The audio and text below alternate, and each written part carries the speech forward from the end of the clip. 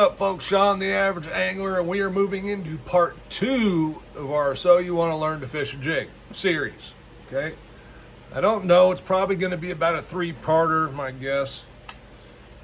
Today we are going to break out a map, show you a little bit on that, what to look for, where to make your casts, and that kind of thing. Okay, but before we move on to that, let's get our jig here, and I'm going to rig it. Okay, I'm going to rig it for you, show you how I do that.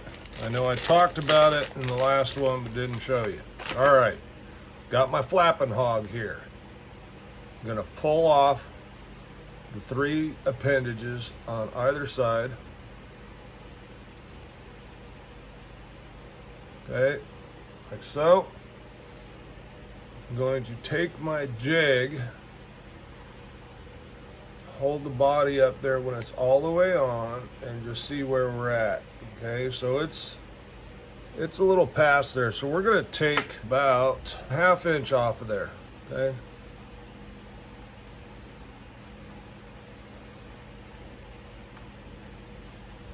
Remember, this is a learning to catch fish on a jig series, so we want to do everything we can to increase our odds to get bit. Okay, all right, there you see, we're just going to thread it on. That ½ inch off was perfect. Okay, you see where it came out. All right, there you see. Okay, we got some claws sticking out the back. These jigs don't need to be trimmed up at all. Whoa, the phone's tripping out there, huh? I've got this thing that's supposed to follow me around, and it looks like when I'm holding things up, it's struggling, so I got to put it right in front of my face. All right, so there's that. Now, if you're fishing a body of water that's predominantly spotted bass or smallmouth, then you may prefer to go with the double tail, okay? Now in these, if you can find them 3/4 ounce, 1 ounce, I did see that Bass Union has 3/4 and 1 ounce jigs. I don't know if they sell the heads, okay? All right, so part 1, we went over the rod, line, reel, speed. We went over some jig stuff, some trailer stuff. Now we're rigged up, we're tied up. Let's get out on the water and go catch us some bass. I'm not really going to the water. I'm going to go to a map, pull it up, show you some different scenarios and things like that to look for, where to make your cast and how to work it. Okay, guys, here is a good point to look at here. Starting way up here, working its way out. And what I like about this is it's a long, slow tapering point, right? Continues to go out and out and out. So this outer line here, from what it looks like, is 35 to 40 feet. I think 35. That's assuming full pool, okay? So obviously, if you're from the water, you're gonna know the depth. Now, the way I would want to approach this is from out here. And I'm going to set down and start making my cast probably from about the 50-foot depth range, which is gonna be out here. And I'm gonna start out by trying to cast right on top of the point, okay? Now we're going to start out there and we're going to cover some water. This is generally when we're looking, we're going to move pretty quickly. We're going to start casting here. We're not necessarily fishing it quickly, but we're working quickly. We're going to make 1 to 2 casts up in this area. If we don't get bit, we're going to throw off this edge over here. Okay, now we might move over a little bit so that we can cast up here and kind of stair step it down. But we generally want to be on the sides of this drop off. This side's a little slower tapering. So either side you want to hit first. We're going to just move out a little bit so we can fish the sides of the point. Okay, that doesn't work. We're going to move over here. We're going to cast across the point, work this uphill across the point, and then we're going to work downhill. We're going to spend probably 10 to 12 casts here, and if we don't get bit, we're going to move on. Okay, we want to cover a lot of points and move until we find active fish. This can be a timing thing where the fish move up on the point to feed. Let's look at another one. Okay, this really sucks because I know this lake really, really well, but the only mapping I can find is not real detailed. We got plenty of contour lines, so overall we can show you, but this is leading back into a bay back here, okay? So they'll push bait back into this bay, but this point here is actually a little more defined than what it's showing. But then again, it's not. I mean, you could drive by it pretty easily, but this is a phenomenal point right here. And you'll see it's slow tapering all the way out. And out here, it's probably 60 foot deep, but this is a long ways. Okay, it's pretty flat. There's a lot of rock on it. There's some sand mixed in out here, and the fish really feed on this point. So again, I'm going to start by hitting the prime stuff first, okay? Now, if you have mapping and you're in a boat, which obviously if you're out here, you're gonna be in a boat. This is a long ass walk to get out here on shore. You might see this stuff over here and wanna cast over there. But again, we're gonna cast up, work it back. And in this scenario, I'm probably just gonna hang out right here, make some casts this way, make some casts this way, but I'm always going to start right up on top, work it through the prime locations, then I'm going to go down the sides here and over here. This right here looks really, really good, okay? It's kind of a little gut off the side of the point, very, very high percentage area right in here. Helps that I have history here and I know all of this too. Okay, so again, we're going to go over how to work it here in a little bit. I want to show you some different types of points. Okay, that's a really good one. Again, same type of thing. We're going to make 8 to 12 casts, no bite. We move on. All right, this one's really good. The point here, okay, this is much shallower than what it's showing. Not necessarily out here, but this up here is a nice, long, slow tapering point, okay? In the fall, it's gonna be pretty shallow. The water's gonna be down, so that 35 is probably closer to 25, 23, somewhere around there this year where the lake got full. This over here, as you can see, is a sharp edge off the side of that point. And actually right out here, the creek channel runs through.